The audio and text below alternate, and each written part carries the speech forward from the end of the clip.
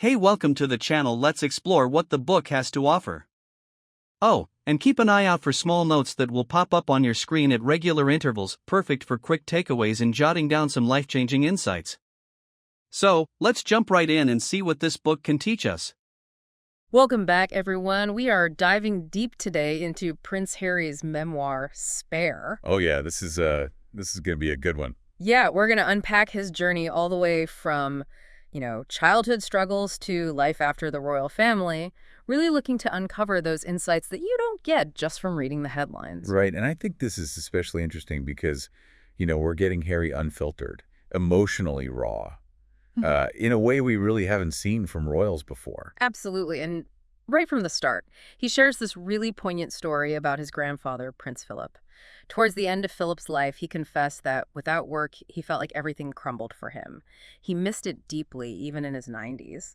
And I feel like Harry's kind of using this as a launch pad to examine his own search for meaning. What do you think? Oh yeah, absolutely. And it seems like, Harry, much like his grandfather, always sought purpose beyond just, his royal title. It's a recurring theme throughout the book, for sure. Absolutely. And that search for purpose really comes into focus when Harry talks about his childhood and the loss of Princess Diana. He paints such a vivid picture of her, describing her devastating smile and her vulnerable eyes. But there's just this deep undercurrent of his struggle to process her death, especially at such a young age. Yeah. And, that struggle manifested in some really interesting ways. Remember that conspiracy theory he clung to about Diana staging her own disappearance to escape the press? Oh, yeah. Really speaks volumes about the media scrutiny that they faced, even as children, and how desperately Harry wanted to believe she was still alive somewhere. Yeah, it's heartbreaking. He even fixates on that Union Jack that's draped over her coffin, and it almost becomes this symbol for him of his grief and the media frenzy that followed. Yeah. Wasn't there some controversy around the flag? Yeah, there was public outcry over the flag not being lowered to half-mast Yeah. over Buckingham Palace. A lot of people saw it as, disrespectful. But the royal standard, by tradition, Yeah. never flies at half-mast, even in mourning. It's a subtle detail, but it highlights this clash between public expectation and royal protocol.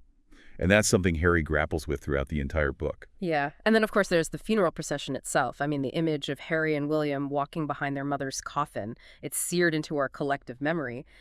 But reading Harry's account, you feel the weight of that experience so acutely. It's almost like he's still carrying that burden all these years later. Yeah, it's a powerful illustration of the burdens of royal life, even for children.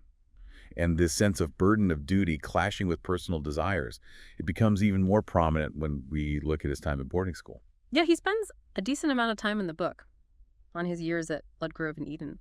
And it doesn't really sound like he thrived there. He was rebellious, sneaking out, experimenting with cigarettes and weed. It seems like he was testing boundaries, pushing back against the structure that was imposed on him. Exactly. There's this one telling anecdote about a pact he made with friends to quit smoking during exams, but they broke it almost immediately. This craving for structure, but also his struggle with it, it seems to foreshadow his later challenges with authority. And speaking of authority, his relationship with his father, now King Charles, is really complex.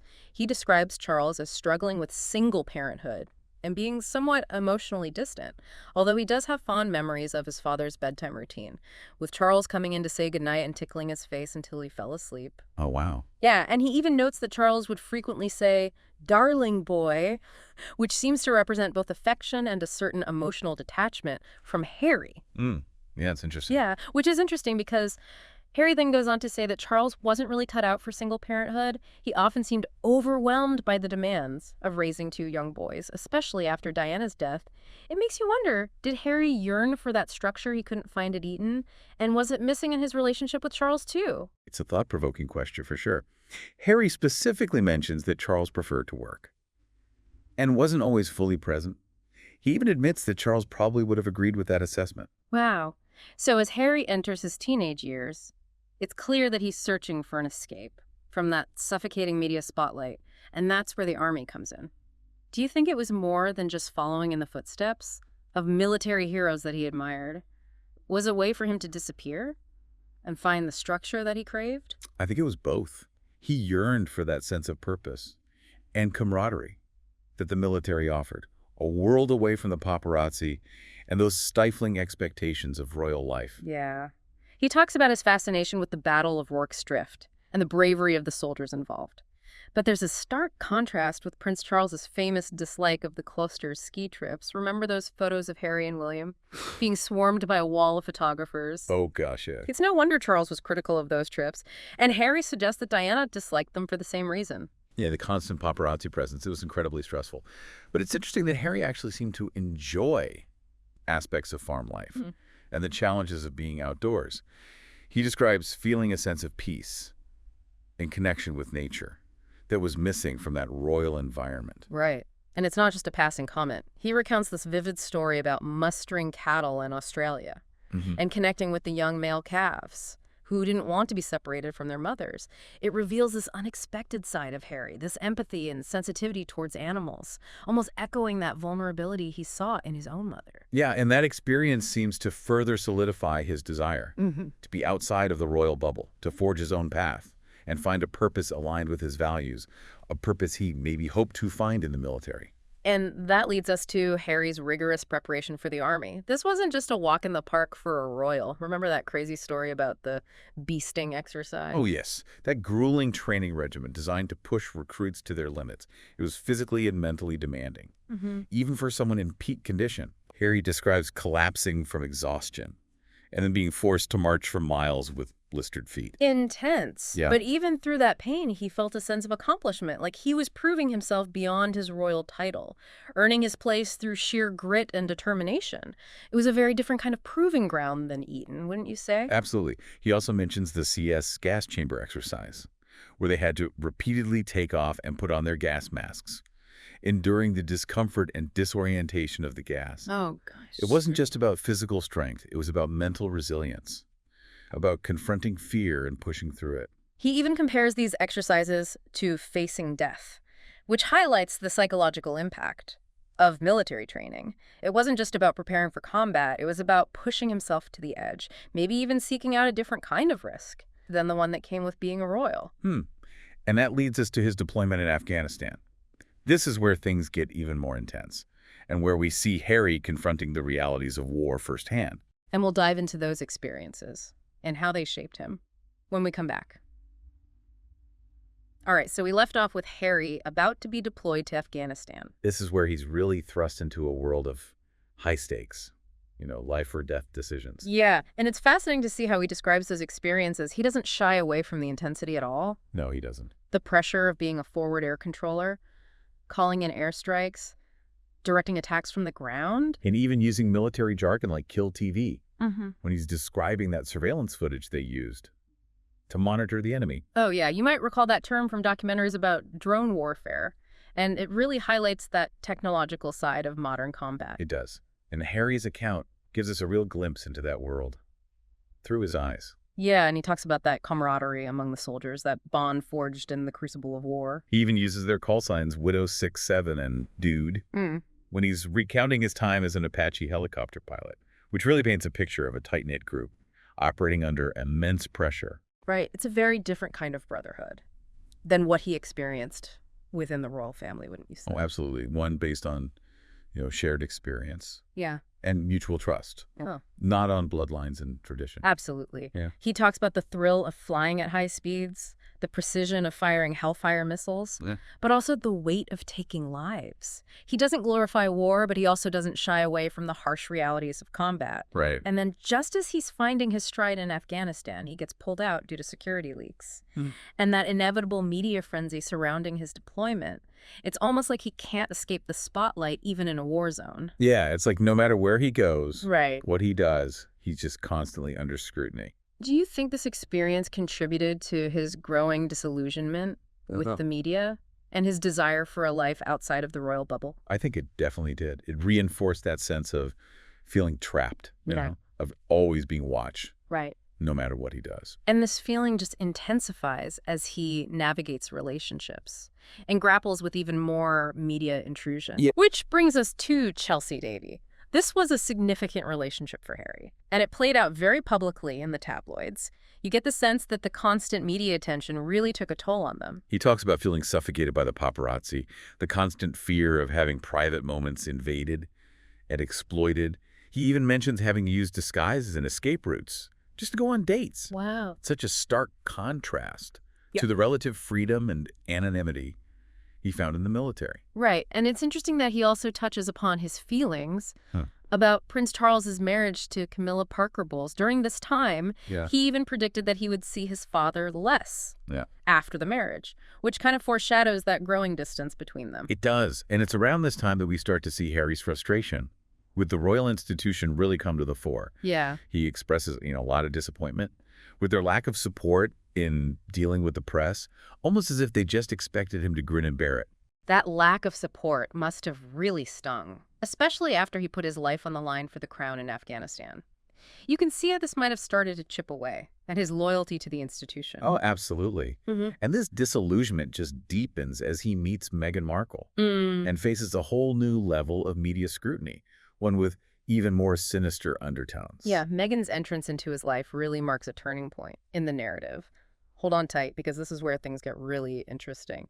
He is completely smitten with her, emphasizing her independence and authenticity. He describes her as different from other women he dated, someone who wasn't intimidated by his royal status. Right, and what's really striking is his emphasis on her lack of what he calls throne syndrome. Oh, yeah. He'd always felt uncomfortable with people reacting to his title rather than to him as a person. With Meghan, it was different.